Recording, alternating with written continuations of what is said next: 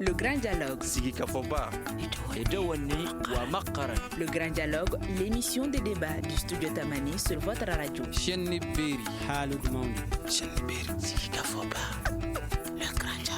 Destitution du président de la transition et de son premier ministre. Quelles conséquences sur la transition? C'est le thème central de ce grand dialogue. Ce mardi 25 mai, le vice-président de la transition a annoncé avoir démis le président de la transition et son premier ministre Mokhtar Wane de leurs fonctions. Une annonce est intervenue au lendemain de l'arrestation des deux personnalités, elle-même survenue après la publication de la liste du nouveau gouvernement. Pour parler de cette situation, nos invités, tous des spécialistes de questions politiques, Boubacar Bokoum, Mohamed Agassori et Daouda Kinda. Moi, je suis Mariam Maïga. Bonsoir à toutes et à tous et bienvenue. Le Grand Dialogue. Quelle analyse faites-vous de cette situation, Daouda Kinda?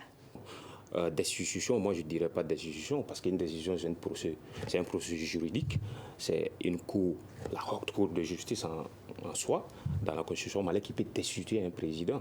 Mais le premier vice-président vient de démettre le président de la transition. Dans leur communiqué, j'ai cru voir qu'ils ont dit textuellement qu'ils ont mis le PM et le président hors de leurs prérogatives.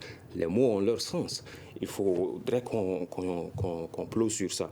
Par rapport à ça, la situation, moi je dis que ce n'est que la résultante de tout ce qui s'est passé depuis le 18 août. On a vu que tout le processus a été bâclé. Il y a eu un coup d'État, certes, le 18 août, mais la situation était rattrapable. On pouvait rattraper la situation d'une manière ou d'une autre s'il y avait une vraie inclusion, une vraie attente autour des problèmes et des problématiques de la nation au Mali. Mais on a vu malheureusement qu'il y a eu des partis pris et que la charte elle-même qui prévoyait la création de certaines institutions comme le CNP, le président, dont les choix devraient être consensuels à défaut d'être légal. Parce qu'il faudrait qu'on le dise, on n'est plus dans la légalité au Mali depuis très longtemps. Tout ce qui se fait, c'est hors les constitutions. Du moment où la constitution de 92 n'a pas été abrogée, le 18 août, ce serait impossible qu'il y ait des constitutions dans un pays. Donc, moi je dis, cette situation était prévisible et c'est désastreux qu'on puisse continuer dans ce sens. Et il y a beaucoup de signaux qui nous montrent qu'on n'a pas fini avec cette crise-là. Boubacar Bokoum, vous êtes d'avis que cette situation était prévisible? Oui, bien entendu. Depuis très longtemps, nous avons dit que si la transition dépassait le cap de 6 mois, qu'il allait avoir un gap, parce que d'abord, il n'y avait aucune vision à la clé.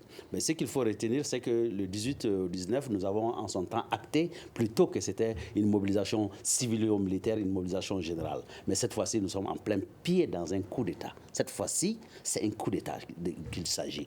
Parce que la déclaration qui a été faite sur l'ORTM, prétextant qu'on a enlevé au Premier ministre et le président de la transition ses prérogatives, n'est autre chose qu'un putsch. Donc cette fois-ci, nous acceptons de consommer un coup d'État dans la réalité. Maintenant, ce qu'il faut comprendre dans cette démarche, c'est que ce qui va faire échouer fondamentalement les deux transitions, nous avons déjà prédit que Mokhtar Wane 1 et Mokhtar Wane 2 allaient être un échec patent. Maintenant, nous nous trouvons dans une autre procédure. 1, 2 échecs, on est à 3. On ne sait pas qui va être le prochain sur la liste pour remplacer Mokhtar Wane. Mais ce qui est évident, dès lors que le leadership n'est pas affiché et qu'il n'y a pas de vision, techniquement, c'est un échec qui est là. Parce que là où la transition était attendue, c'était sur le volet d'abord sécuritaire, les réformes institutionnelles profondes et ensuite la relance de l'économie. Et sur ces 3 points, c'est un échec patent parce que une fois que la demande du citoyen s'affirme dans une gouvernance de transition, soyez sûr que c'est un échec dès lors que vous n'avez pas la capacité interne de mobiliser les ressources, vous n'avez pas aussi la capacité de demander des ressources externes additives pour permettre de résoudre un certain nombre de problèmes qui est quotidien, qui est la gouvernance locale. Donc de ce point de vue, cette transition, si elle ne se rectifie pas très tôt, nous sommes sûrs d'aller directement dans le mur. Mohamed Agassori, quelle analyse faites-vous des événements de lundi et de mardi dernier? Bon, ce qui s'est passé le 24 au 25, c'est vraiment très difficile de les qualifier. Est-ce que nous sommes dans un coup d'État? Parce que classiquement, un coup d'État, c'est lorsque une autorité, elle peut être militaire, elle peut être civile, met fin à un régime démocratiquement élu. Et c'est dans quoi nous sommes actuellement. C'est après un coup d'État, bien sûr, du 18 août, on assiste quand même à un coup de force de l'armée, notamment de l'ex-junte, contre les autorités qui ont été désignées dans la foulée, c'est-à-dire du 18 août, de façon consensuelle. Donc peut-être c'est un cas pour ceux qui étudient les sciences politiques ou pour les juristes de nous édifier sur cela. Mais je pense que c'est un pas en arrière parce que nous sommes, je vous le rappelle, dans une situation très critique. Nous sommes dans une phase transitoire. Et nous sommes dans une période où c'est l'avenir du Mali qui se joue, qui se jouait, mais qui se joue plus maintenant. Pour moi, c'est vraiment un échec de la classe politique. Parce que quand vous avez des militaires dans l'arène politique, quand ce sont les militaires qui dictent les rythmes institutionnels, le rythme constitutionnel peut-être entre guillemets, ça veut dire qu'il y a un échec de la classe politique. Par ailleurs, il y a également un grand échec.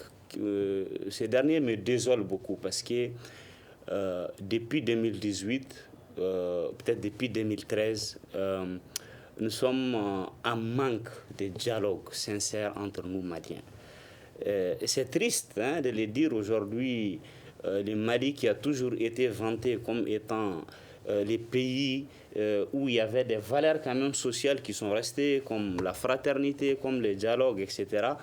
Nous nous retrouvons aujourd'hui dans une phase où personne ne se parle, où les gens se parlent mais ne s'écoutent pas, où les gens s'écoutent mais ne se comprennent pas. Et malheureusement, notre pays ne mérite pas cela. Nos citoyens qui sont l'autre Mali, les Mali des zones reculées, ne méritent pas cela. C'est la classe politique qui est interpellée. Aujourd'hui, c'est vraiment trop, c'est trop. On ne peut pas continuer comme ça. Ou depuis 2013, ou même avant 2013, depuis le coup d'État de 2012, où à chaque fois que quelqu'un ou un groupe de personnes se sentent frustrés, ils prennent en otage la destinée collective. Ils nous mettent 10 pas en arrière. Peut-être on ne va pas blâmer les militaires seulement. Cette responsabilité, elle incombe à nous tous. La société civile n'a pas joué son rôle. Les religieux qui doivent être les fusibles ou qui doivent être quand même les régulateurs n'ont pas joué leur jeu. La société civile est restée muette. Les populations sont désemparées. Nous sommes vraiment dans une situation très critique. Et je pense que... Situation très critique. Et un dernier point, et ce qui s'est passé directement la dernière fois, c'est vraiment difficile. Vous savez, la cohabitation entre militaires et civils, c'est difficile tant que les premiers ne sont pas sous les ordres des seconds. On a vu les cas au Burkina Faso, on l'a vu au Mali ici à 2 ou 3 reprises, où à chaque fois c'est une cohabitation très très difficile. Donc, on peut saisir, parce que tout handicap ou toute difficulté est une nouvelle opportunité. On peut saisir vraiment cette opportunité-là pour avoir quand même un minimum politique. On ne peut pas tous être d'accord. Même sur ces plateaux, on ne peut pas être d'accord sur beaucoup de choses. Mais l'essentiel, c'est qu'on participe à ces débats-là pour les tenir bien. Je crois que tel doit être le cas aussi pour l'avenir du pays. Alors, pour vous prendre au mot, ce premier tour de table, d'aucuns vous avez tantôt parlé de coup de force, échec des négociations, un pas en arrière. Est-ce que la non-reconduction des colonels Sadio Camara et Modibo Kone en est pour quelque chose dans cette situation, Modibo Daouda Kindal? Moi, je dirais bien oui. Je ne suis pas dans le secret des dieux, mais il faut savoir que il faut avoir un peu, faire le tour de la dynamique même de ce coup d'État. Ce coup d'État, c'est une sorte d'imbroglio d'hommes en tenue, de corps différents, bien sûr, mais il y a quand même une sorte de consensus entre eux qui les ont amenés ici. Moi, je dirais bien oui, parce que Sadio Camara et Modibo Kone sont des poids très lourds dans le CNSP. Le CNSP, on peut le dire au passé, mais le CNSP juridiquement est dissous, mais moi je dis que ça existe de fait. C'est ce CNSP-là qui a les rênes du pouvoir au Mali actuellement. Les gens ont tendance à oublier ça. On croit que Banda ou le PM, du fait qu'ils voyagent à l'extérieur avec tous ces tralala, on croit que c'est eux qui ont le doigt sur la gâchette. Ce n'est pas le cas. Ce coup nous montre réellement qui détient les rênes. Pourquoi ça? Moi, je dirais que ces militaires ont peur. Les gens ne savent pas ça, mais moi, je crois qu'ils ont peur.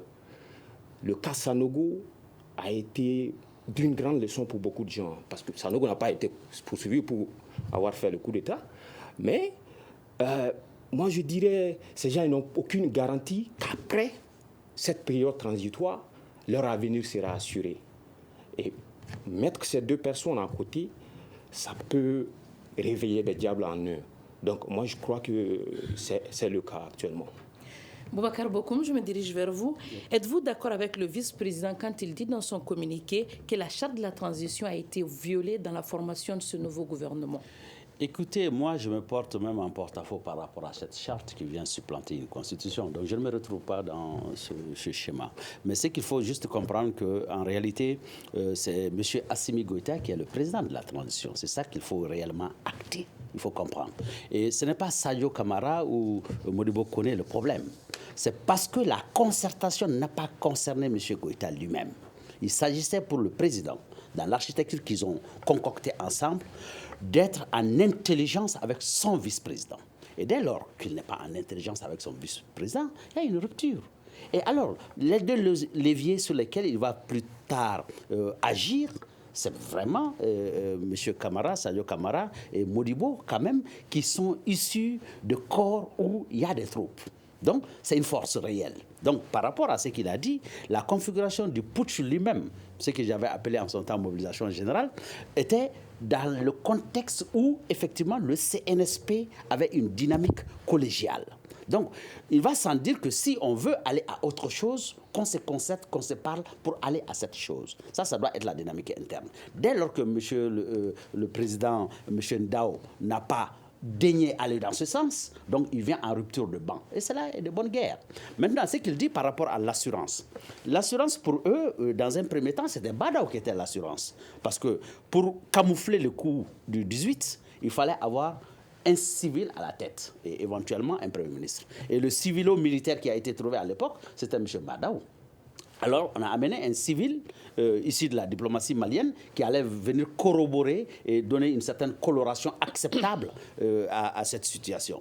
Donc, dès lors qu'il n'y a pas la vision définie et que le CNSP lui-même a son chronogramme à lui et la classe politique a aussi son chronogramme, donc il y a une dichotomie. Donc, si on ne se met pas, comme Agsori l'a dit, si on ne se met pas d'accord, si on ne discute pas, si on ne dialogue pas, on ne se dit pas les vraies vérités, pour faire du néologisme dans ce sens, parce que de tout le temps, on a fait des concertations, soi-disant concertations, on a fait le dialogue national qui n'en était pas un. Le déni a été un échec patent parce qu'on a compris qu'on a été charcuté. Quand les résolutions sont venues de la base, on a eu un deuxième déni bis à Bamako en ne tenant pas compte des réalités. Donc aujourd'hui, il va falloir répartir, écouter le peuple.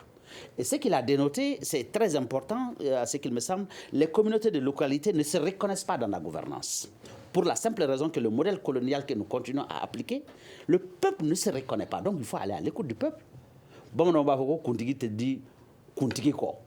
en réalité, vous ne pouvez pas gouverner des gens en ne tenant pas compte de leur opinion, en ne tenant pas de leur façon de comprendre. Donc la gouvernance locale, il faut qu'elle soit prise en compte. Il faut que les communautés locales soient prises en compte si on veut réellement gouverner dans un système durable. Donc aujourd'hui, ce qui est certain, la difficulté que nous avons aujourd'hui, c'est pourquoi je disais tantôt que c'est un putsch, parce que, contrairement à la définition académique, c'est de dire aujourd'hui que nous sommes dans une situation, parce que la première opération était de dire que le peuple avait réclamé quelque chose. 3 mois dans la rue, ce n'est pas rien par rapport au printemps arabe. Donc il faut aussi qu'historiquement, on révise le logiciel de la CEDEAO qui consiste à dire que la bonne gouvernance, mais ils n'ont pas joué le rôle au niveau de la CEDEAO en n'imposant pas de la bonne gouvernance à nos dirigeants qui, soi-disant, sont élus démocratiquement. Donc la faute incombe à ce mécanisme. Donc aujourd'hui, le logiciel de la CEDEAO doit être mis à jour. La CEDEAO, on va en venir. Okay. Il s'agit de savoir, Mohamed Agassouri, est-ce que certes le vice-président dit que la charte a été violée, est-ce que la charte donne-t-elle également des prérogatives au vice-président de démettre le président? Oui, c'est très intéressant. C'est-à-dire, vous savez, vous avez parlé un peu des causes de la situation. On a parlé de la non-reconduction de certains hommes forts de la junte dans le gouvernement.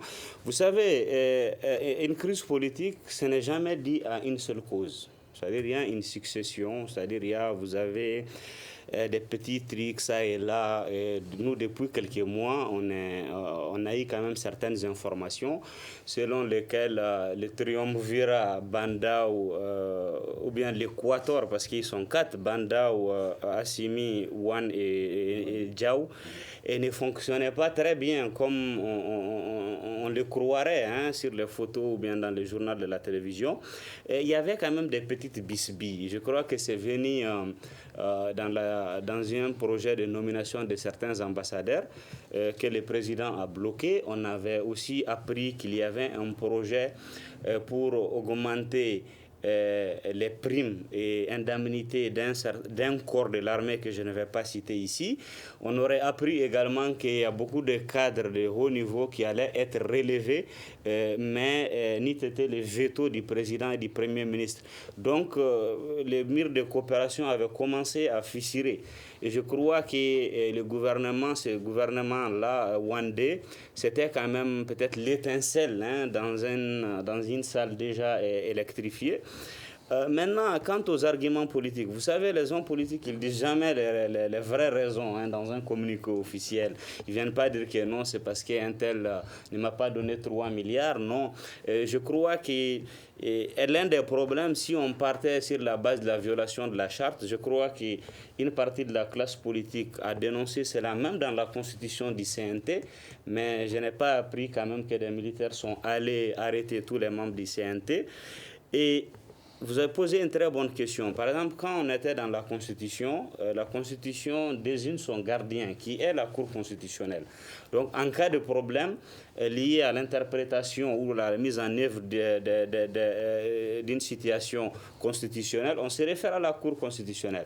Mais dans le cas de la charte, je n'ai pas lu cela, peut-être c'est par méconnaissance, mais on peut aller par extension pour dire que comme la charte aussi a certains attributs constitutionnels, cela doit être tranché par la Cour constitutionnelle, mais malheureusement les militaires ne l'entendent pas de cette oreille, et les VP, vous avez bien fait de les rappeler, en se posant comme garant ou bien gardien de la charte, viole également la charte. Donc, on ne règle pas une violation par une autre, sinon on va se retrouver dans n'importe quoi. Daouda Kinda, ces événements ne risquent-ils pas de prolonger la durée de la transition actuellement? Je crois que dès le départ, la transition était sur cette mouvance de prolongement. Et déjà, les gens n'étaient pas d'accord par rapport à la durée. Certains avaient préconisé d'aller vers 2 ans, il y a eu 3 ans. Je crois par rapport à la concertation, beaucoup de chiffres ont été communiqués. 18 mois, je crois que c'était un forcing de la CEDEAO. Tout le monde savait en fait que c'était impossible de tenir. Mais dans le communiqué quand même, ils ont assuré le peuple en disant que les élections vont se tenir à partir d'octobre. Oui, parce que cela était la raison. C'était quand même, c'est impossible. C'est impossible. La question électorale, ça ne se réalise pas du jour au lendemain.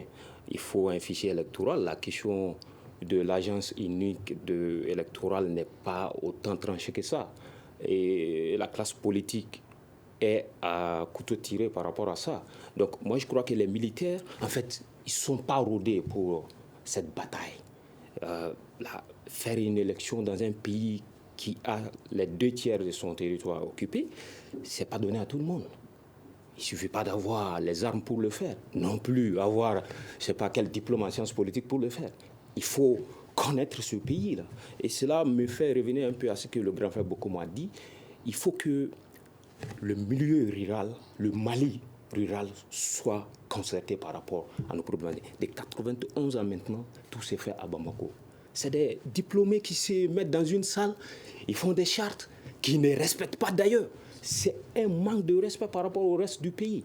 Donc moi je crois que ça c'est impossible. Par rapport un peu pour revenir à ce que Agasouri a dit par rapport à la violation de la charte, moi je dis qu'il y a bel et bien une violation de la charte. La charte elle n'est pas constitutionnelle.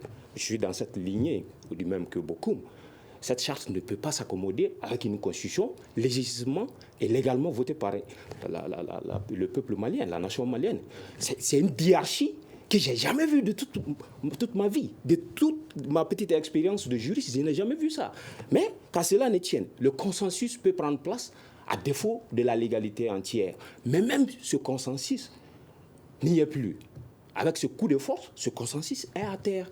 L'article 4 de la charte, il y a eu beaucoup de versions. Je ne sais pas quelle version est la vraie. Mais celle que j'ai ici, l'article 4 dit que le président de la transition remplit les fonctions de chef de l'État. Il veille au respect de la Constitution et de la charte de la transition.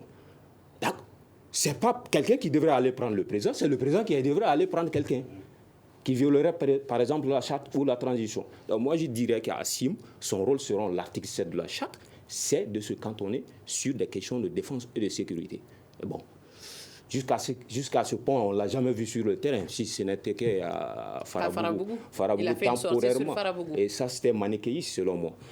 Et moi je dirais, le problème du Mali par rapport à toute cette crise sempiternelle depuis 2012, moi, je crois qu'il va falloir refonder cette armée-là. C'est vrai, on parle de dichotomie par rapport à la société civile, la classe politique, mais l'armée n'est que l'image de cette division. Il y a une division plus patente dans l'armée que sur le reste de la scène politique malienne. Badaou, c'était prévisible, je l'ai dit au début, Badaou n'est pas de la même génération que Assimi.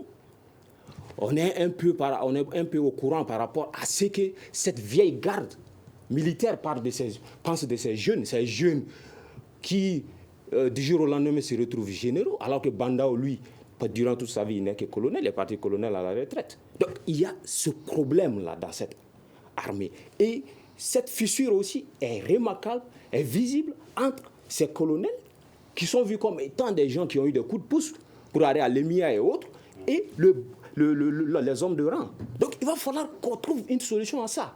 Et malheureusement, aucun politicien de 92 ans maintenant a pris ce problème à bras le corps. Ils viennent, ils font des retouches, eux-mêmes ils jouent dans la caserne, eux-mêmes ils jouent le jeu, et après, on se retrouve avec un coup d'État. Moi, je crois que le Mali est en programmation perpétuelle des coups d'État. La situation est là, on vit de cette situation. Actuellement, le pays est sans président et sans gouvernement. Qu'est-ce qui pourrait nous arriver maintenant, beaucoup ? Écoutez, il ne nous arrivera rien du tout parce que le système, il est rodé. Les présidents, c'est des politiques, c'est des gens qui doivent stimuler une vision. Maintenant, malheureusement, comme depuis un certain temps, nous n'avons même pas de vision, donc on ne peut pas parler de stimulus. Donc, les affaires courantes vont être gérées par les secrétaires généraux en attendant qu'on trouve une solution. Mais ce qui est dramatique dans notre situation, c'est que depuis un certain temps, nous sommes incapables de trouver un modèle de gouvernance. Ce que le jeune frère a dit est tellement réel que quand vous regardez par exemple dans les armées occidentales, vous voyez qu'il y a des grandes opérations où tous les corps participent à l'opération. Mais jamais, au grand jamais, vous n'avez entendu au Mali, même en termes de simulation de combat, que la garde républicaine, les bérets rouges, les forçats ont fait une opération conjointe. Parce qu'il faut que les gens comprennent, l'armée ne doit pas être divisée. C'est toute une entité avec des articulations différentes. Les forces spéciales, les commandos, ont des missions définies dans un ensemble. Et nous n'avons jamais pu créer cette synergie. Tout le temps, les officiers supérieurs, suivant le corps d'appartenance, créent des fragmentations à l'intérieur de la structure. Donc, ça, c'est quelque chose qu'il faut repenser. Ensuite, au niveau de la structuration même, de la compréhension de la défense, nous avons un gros problème de gouvernance et de compréhension même du mécanisme de la sécurité. Parce qu'aujourd'hui, on est toujours en train de parler de programmation militaire. Donc, on est dans la sécurité linéaire que militaire. Alors que l'expérience a montré aujourd'hui que la sécurité, elle n'est plus militaire. Elle est d'abord économique, elle est sociale et culturelle, et elle est administrative et politique. Donc, si tous ces éléments ne sont pas pris en compte de façon simultanée et qu'on pense qu'en payant des armes, mais on ne peut pas atteindre aujourd'hui un degré d'armement comme celui des États-Unis. On ne peut pas atteindre un degré de formation comme les GIs. Et pourtant, ces mêmes pays qui se disent des grandes puissances sont frappés par le terrorisme, qu'eux-mêmes ont fabriqué d'ailleurs. Donc, il est important de comprendre aujourd'hui que si on veut intégrer le mécanisme de défense, il faut assécher la mare. C'est-à-dire, là où on recrute le terrorisme, comment il faut assécher? Il faut trouver des mécanismes qui permettent aux populations d'être intéressées à la production économique et avoir un gain pour éviter d'être recrutées. L'injustice sociale qui est le créneau aujourd'hui du terrorisme, parce que les Koufa et autres ont de la notoriété dans ces zones. Moi, dans mon village, pour faire la justice, on fait appel à des islamistes. Donc, l'État est où en ce moment? Mais si la justice elle est mal distribuée, donc c'est ce que nous appelons la défense civile. Donc s'il n'y a pas la défense civile, la défense économique, la défense militaire en elle seule ne peut pas garantir la sécurité dans un pays. Donc il faut réfléchir à un système de défense stratégique de la nation, au lieu de penser qu'en recrutant des jeunes de 18 ans, 19 ans, qu'on envoie d'ailleurs à la boucherie, parce que la formation militaire aujourd'hui ne permet pas de faire face à l'extrême violence que nous connaissons aujourd'hui au centre et au nord du Mali. L'équipement n'est pas adéquat pour faire face à une guerre asymétrique. Donc, il est aujourd'hui important que nos dirigeants y réfléchissent à quel genre de sécurité, à quel modèle de gouvernance il faut apporter au pays. Donc, si nous ne sommes pas dans cette logique, nous allons nous trouver dans une transition perpétuelle. Parce que la vraie transition, pour nous, on a toujours dit que la transition n'a même pas commencé au Mali d'abord. Parce que simplement, nous n'avons pas compris que le gouffre dans lequel nous a embarqué le mouvement démocratique, cette page, on doit la fermer. Si on continue toujours à réfléchir de la même façon que nos prédécesseurs, le mouvement démocratique continue avec le même mécanisme démocratique, ça veut dire que nous n'avons pas compris c'est quoi la transition. Aujourd'hui, il faut que nous actions une transition réelle qui va aller vers l'économie réelle, qui va aller vers un système de défense, qui va aller vers une gouvernance réelle. Et ça, c'est un nouvel espoir que cela doit susciter. Et la transition, je ne suis pas totalement d'accord avec mon frère, parce que M. Kinda, parce que la transition, nous, dans nos calculs, ne doit même pas dépasser 6 mois. Donc, techniquement, ils ont encore aujourd'hui 9 mois pour réussir la rectification. Maintenant, là où on a un problème, c'est qu'ils confondent une transition et la gouvernance. Parce que quand vous prenez l'article 39, vous voulez la gérer, vous voulez répondre aux syndicats, vous vous installez confortablement dans la gouvernance, alors que c'est très inconfortable. Parce que vous n'aurez pas de ressources en interne, vous n'avez pas de ressources en externe. Donc le problème, ce n'est pas la gouvernance. C'est de dire aujourd'hui à quel défi réel le Mali est confronté. On a un défi économique. Donc il faut trouver des actes qui permettent de relancer l'économie de façon réelle. Notamment, je prends les ressources naturelles sur lesquelles le Mali n'a pas d'emprise. Ça, c'est des décisions fortes qu'une transition peut prendre. La réforme institutionnelle. Vous avez parlé des élections. Les élections, on les a truquées en 2013. On a fait des élections où, en réalité? C'est en catimini, on s'est mis d'accord que c'est possible ici, c'est pas possible ici, et on le fait, on l'accepte. Donc ça, c'est le consensus politique qu'il faut trouver pour dire si les élections doivent se limiter à Bamako parce qu'il y a de l'insécurité sur l'espace, le reste de l'espace. On se met d'accord, on le fait à Bamako et c'est valable. Maintenant, les réformes institutionnelles.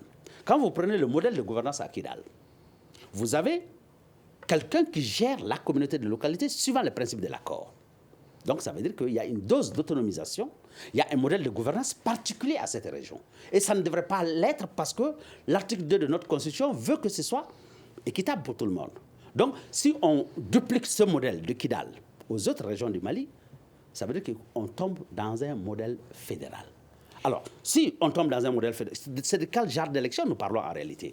Est-ce que c'est un État unitaire qui s'accapare de toutes les ressources, qui exproprie les communautés de leurs ressources, de leurs terres, ou est-ce qu'il s'agit d'aller à un modèle effectivement qui permettrait aux communautés de gagner et de développer localement leur localité? Alors quel modèle institutionnel nous allons mettre en place? La situation est là déjà. Nous sommes sans gouvernement. Le Premier ministre et son président de la transition sont aux arrêts à Kati depuis lundi soir. Dans ce genre de figure, est-ce que le M5 RFP peut-il être un bon client pour sauver la transition, Mohamed Agassouri? Bon, sauver la transition, je ne le crois pas. Il faut être un messie pour sauver le Mali actuellement. À défaut, vu qu'ils ont mené une lutte durant longtemps. Oui, à défaut de tous les Maliens ensemble, je pense qu'un seul parti, un seul groupement politique ou une seule corporation ne peut absolument rien. Une cohabitation aujourd'hui, M5 CNSP, parce que le CNSP, comme le disait le frère Kinda, il est mort sur papier, mais il vit physiquement. une alliance M5-CNSP peut peut-être amener une accalmie, c'est-à-dire ces accalmies trompeuses, mais en bas, ça va rester toujours les mêmes tensions. Parce que, comme je le disais, peut-être je n'ai pas été très clair, le pouvoir, c'est une chose qui ne se partage pas, ou ça se partage très difficilement.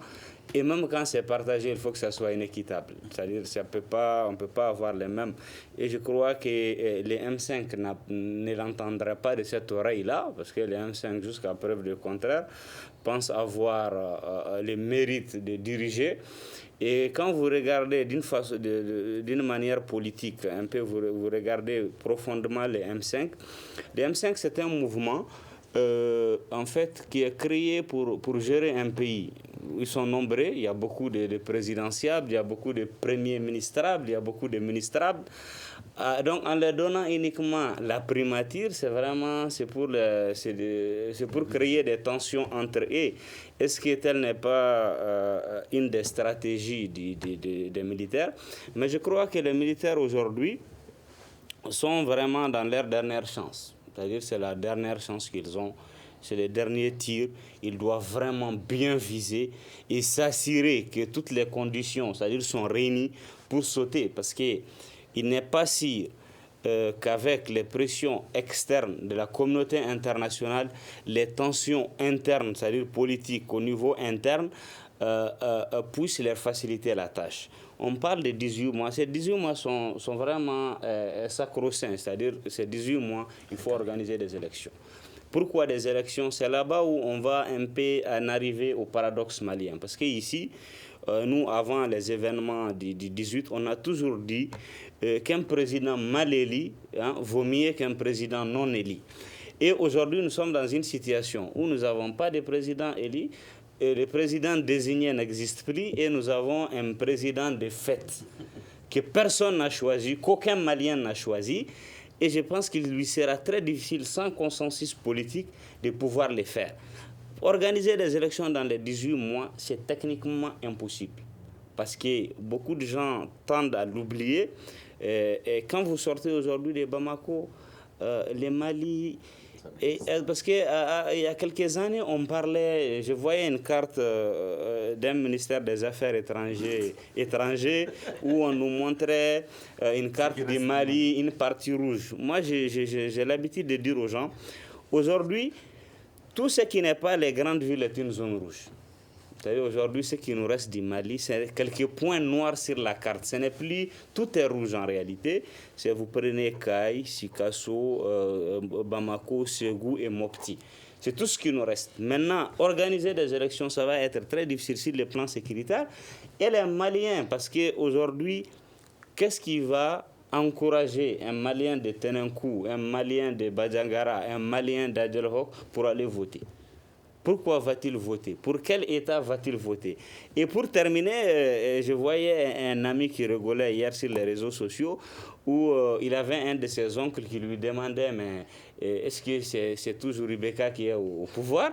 Il lui dit non, il n'y a plus Ibeka n'est plus au pouvoir. Il lui dit mais qui est au pouvoir? Il dit bon, c'est une longue histoire parce que celui qui était au pouvoir n'est plus au pouvoir. Son oncle lui dit ben tant mieux parce que de Ibeka à Tété, nous on n'a jamais vu la différence. Donc qu'il y ait changement ou pas, le Mali profond ne les ressent pas. Donc il y a toutes ces réalités-là. Donc je crois que les militaires, pour leur existence même politique ou pour des garanties après, doivent organiser quand même ces élections-là pour juste nous permettre d'avoir un président élu. Maintenant, quant à la qualité de l'élection, c'est autre chose. Daouda Kinda, comment voyez-vous la cohabitation actuelle entre M5 et RFP et la transition? Cohabitation, moi je ne dirais pas cohabitation. Il y a une sorte de... Le M5 a été mis au banc depuis le 18 août. Moi, je crois avec ce coup de force, le M5 est en train de revenir un peu sur la scène. Je le dirais de façon un peu maladroite, parce que le M5 apparemment n'a pas compris la leçon des événements du 18 août. Le lendemain ou le soir même du coup de force, c'est le M5 qui est monté à Kati. Ce même M5 était monté à Kati le 18 août en rang dispersé. Et cette fois-ci, selon les Échos, il n'y a pas assez d'unanimité dans le M5 par rapport à qui doit prendre quel poste. Malheureusement, on en arrive à ce point encore. la question des postes. C'est-à-dire ce qu'Agassori a dit par rapport aux Maliens lambda, c'est-à-dire le néophyte, qui ne connaît rien de tout ce qu'on fait ici, Constitution, Charte, il se demande qu'est-ce que ces gens diplômés, qu'est-ce que ces gens intelligents sont en train de faire de notre pays. Il faut dire que le Mali n'existe plus. Moi, je le dis carrément. Le Mali tel qu'on a connu, légué par nos ancêtres, n'existe plus. Cela est dû à quoi? Ça me ramène un peu aussi à ce que beaucoup me disent, c'est qu'il n'y a pas d'État. Nous, on a compris la démocratie d'une manière sémantique. La démocratie, ce n'est pas une fin en soi. Francis Fukuyama, le grand historien américain que moi j'admire beaucoup, disait, il dit la démocratie n'a qu'un seul but, le développement humain. Une démocratie qui ne développe pas n'est pas une démocratie. C'est appelé à être exterminé, ce genre de démocratie. C'est ce qu'on est en train de répliquer depuis 1991.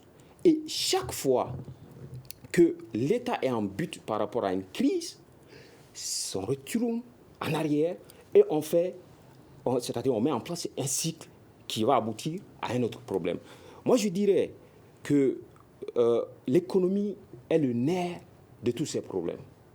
Il faut que le Malien sente qu'il y a des changements dans sa vie quotidienne. Tant qu'on n'a pas amené ces changements, on sera, c'est comme une sorte de cercle de gosse, on sera toujours au stade du départ. Donc, la cohabitation entre le M5 et les militaires, moi, je crois que c'est joué d'avance. Ça n'ira nulle part. Bandaou, le PM, on fait 6 mois. Moi, je ne donnerai pas 4 mois au M5 avec les militaires en place. Boubacar Bokoum, vous l'avez tantôt évoqué, les différentes réactions suite à ce coup d'État, comme vous le qualifiez. Absolument. D'autres disent coup de force. C'est élégant de leur part. Nous voyons que des réactions fusent d'un peu partout. À quoi faut-il s'attendre aujourd'hui? Non, il faut s'attendre à un échec patent de la transition. Vous savez, cette histoire est mal partie depuis le départ. Avant même qu'il y ait ce coup de force, comme je l'emprunte à Gassori, avant même qu'il y ait ce coup de force, nous savions déjà qu'une transition qui n'a pas une vision ne peut pas avoir de l'efficacité, encore moins de l'efficience. C'est impossible. Et nous avons compris que l'attelage rapidement qui a été mis en place par cette transition, aux premières heures, n'était pas capable. Parce que le M5 même, l'échec même du M5, il faut le dire, c'est qu'il n'avait pas de vision, il n'avait pas de modèle. C'est ce qui a manqué pour avoir l'unanimité autour. Parce qu'ils ont surfé sur la misère populaire, sur cette vague qui permettait effectivement en son temps d'avoir tout le monde autour de soi. Maintenant, le modèle qui devrait permettre de gouverner, la mauvaise gouvernance que nous avons dénoncée, quel est le modèle de normes de bonne gouvernance que le M5 RFP a proposé au peuple malien? Il n'y en avait pas. Tout le monde avait son calendrier caché dans sa poche. Et aujourd'hui, c'est vrai, c'est ce qui nous revient en boomerang. Donc, la réalité, c'est que s'il y avait un modèle acté, le peuple allait se liguer derrière le M5 RFP et le CNSP n'allait pas pouvoir les contourner dans la réalité. Donc, c'est cette réalité qui nous rattrape. Donc, si nous sommes dans la logique que le M5 RFP veut composer avec ceux qui sont là aujourd'hui, ça veut dire que c'est sans vision, c'est sans modèle, c'est sans une stratégie réelle de gouvernance. Donc, on va directement dans le mur. Ce que je vais dire, changer de gouvernement ne veut pas dire qu'on gouverne. Avoir une inclusivité ou une représentativité ne veut pas dire que l'on gouverne. C'est vrai, comme Agsori l'a dit, une accalmie apparente, baisser les tensions, contenter les uns et les autres dans un système de partage des gâteaux, oui, ça peut calmer les ardeurs à un moment donné. Mais en réalité, ce n'est pas de ça que le Mali a besoin. Le Mali a besoin réellement aujourd'hui qu'on puisse gérer les 3 points que j'ai précités tout à l'heure. Et ce que je vais dire, de toutes les façons, on ne peut pas rester sans faire une élection. Il faut qu'on soit objectif. C'est-à-dire, s'agissant de ces élections, oui, la transition a annoncé plusieurs élections, 7 élections au total. Est-ce que c'est une priorité d'organiser ces 7 élections ou de faire uniquement la présidence et un gouvernement? Vous savez, c'est la mauvaise lecture de la compréhension de la nouvelle architecture institutionnelle qui les pose d'énormes problèmes. D'abord, ils sont en train de partir dans tous les sens. Il n'y a aucune cohérence. Parce qu'en réalité, c'est pourquoi j'ai donné le modèle de Kidal. C'est pour dire, aujourd'hui, si les Maliens sont d'accord qu'on va vers le fédéralisme, on met en place un modèle fédéral, les élections, comment elles vont se faire localement, les députés, on va définir tout ça. Mais cette architecture n'existe pas. Nous avons pris un accord que nous avons signé, mais la conceptualisation a été faite ailleurs. Maintenant, la substance qu'il fallait mettre de façon intelligente à l'intérieur de l'accord, ce travail intellectuel n'a été fait par personne. L'institution de la République, qui aurait dû nous donner sa vision, son interprétation de cet accord, n'existe pas, parce qu'il faut que l'État se prononce sur l'accord pour dire je suis d'accord avec telle chose, je pense que telle chose il faut la modifier et qu'il y a telle substance économique qu'il faut mettre à tel niveau ou à tel niveau. Ce travail technique n'est pas fait. Donc on a laissé l'accord comme tel, alors que l'accord n'était qu'une architecture qui allait permettre effectivement aux Maliens de mettre de la substance à l'intérieur. Et ce travail scientifique n'a pas été fait. Donc, de ce point de vue, vous allez voir que quand il parle d'élection, c'est pourquoi je me pose la question, il s'agit de quelle élection ? Si on veut faire les élections du président de la République, c'est de quelle République on parle? Une République unitaire? Une République fédérale? Parce que ce n'est pas tranché, cette histoire. Nous avons une crise profonde qui a commencé par le Nord et qui a gangréné et qui est venue jusqu'au centre. Et aujourd'hui, le Sud, comme Agsori l'a dit, nous n'avons plus rien. Donc il faut qu'on redéfinisse cette nouvelle architecture institutionnelle. Et elle n'est pas faite. Elle ne peut se faire que dans un consensus réel. Donc il faut aller à l'écoute. Aujourd'hui, il faut des assises nationales qui sont souveraines, si on veut arriver à quelque chose, quitte à prolonger la transition. Si de façon souveraine, nous nous mettons d'accord qu'il faut ces faire assises, nous une avons nouvelle une transition. situation qui est là, la CEDEAO est déjà dans nos murs, elle a entamé les discussions. Goodluck Jonathan a rencontré Assimi Goïta hier nuit. Il prévoit encore d'aller voir le président Bandao et le premier ministre Mokhtar Ouane. Est-ce qu'un éventuel bras de fer entre les militaires et la communauté internationale, c'est une bonne chose aujourd'hui?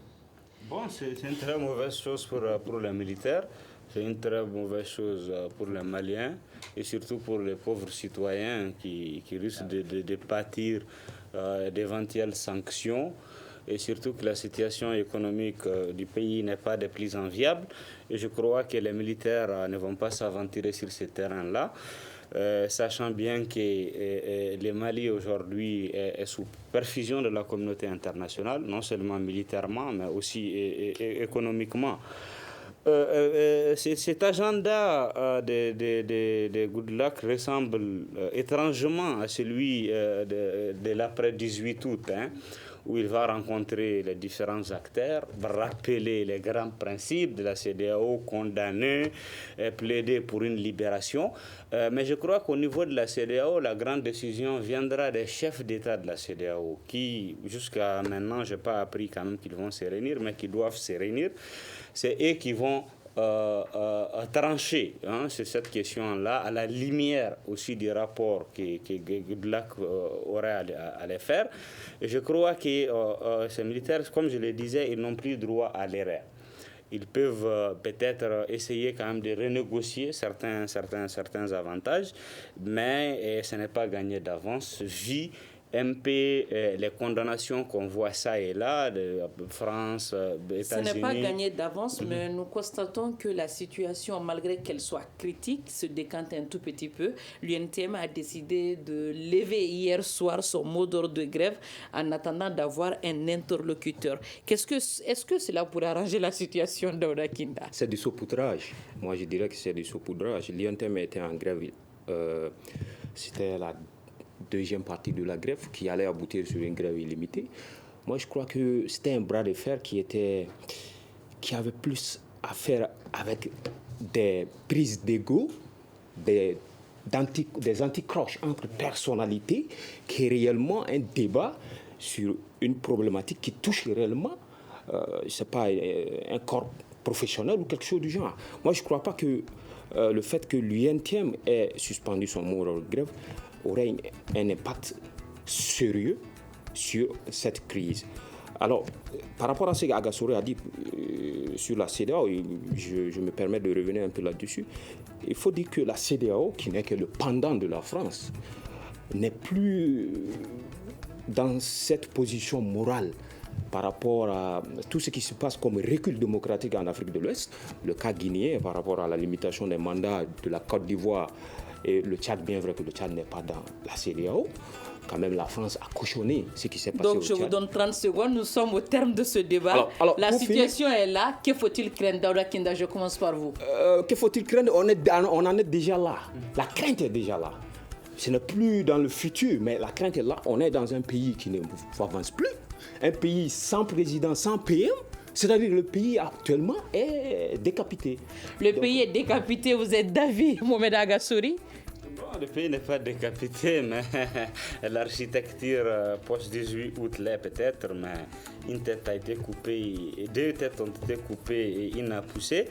Je pense que, comme il le disait, hein, on est déjà dans ce qu'il faut craindre, mais ce que je craindrais le plus, c'est vraiment une absence de consensus politique, une absence de dialogue franc autour du minimum, parce que, comme on le voit ça et là, l'émergence tout de suite d'un front anti-putsch renforcé par les frustrés des différents bords, renforcé par le front démocratique, risque d'être une grosse pierre dans les rangs de nos militaires. Boubacar Bokoum, que faut-il craindre par la suite? Non, je pense qu'il ne faut rien craindre, ils vont se ressaisir. De toutes les façons, ils n'ont pas le choix parce que l'État va se resserrer et les condamnations, c'est le levier économique en réalité. Sans l'apport des autres, c'est difficile de pouvoir tenir longtemps. Donc l'UNTM aussi a compris qu'ils sont en perte de vitesse. De toutes les façons, on ne peut pas continuer éternellement à être dans la rue et ne pas. Merci à vous tous. C'est ce qui me fait à notre grand dialogue de ce soir, présenté par Mariam Maïga. Nos invités étaient Daouda Kinda, Mohamed Agassouri, Boubacar Bokoum, tous des analystes politologues. À la mise en onde, Seydou Dao, régie vidéo Peting Djara. Merci à toutes et à tous et à la semaine prochaine. Le Grand Dialogue. Le Grand Dialogue, l'émission des débats du studio Tamani sur votre radio.